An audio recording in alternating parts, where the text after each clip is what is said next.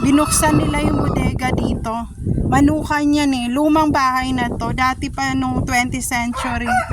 Pasok ako sa loob ng elementary school. Grabe. May pabunutan pa rin sila dito. Oh. Shout out. Ito yung binubunutan namin noon eh. Hanggang ngayon bunutan pa rin oh. Dito galing yung bunutan ng singsing na yon. So maraming mga bata dito na nakasaksi doon sa singsing na yon. So ayan, nandiyan pa rin ang mga food nila and ganyan. Oh, may mga pakantin na.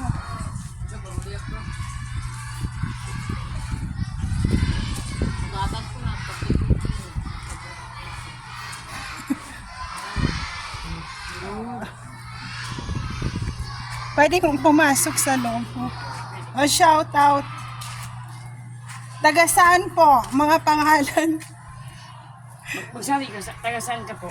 Opo.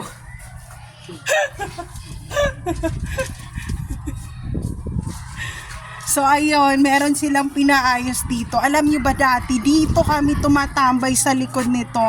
Ano to yung ginagawang CR namin to, galit na galit yung mga teachers nung elementary. Dito kami kasi so ayan, pinaayos nila. So punta tayo sa principal office nila.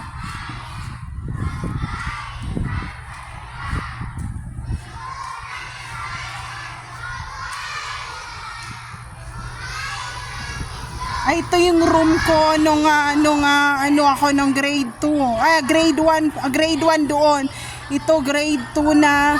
Dito grade 3, 4, 5 and 6 doon na sa pinakadulo.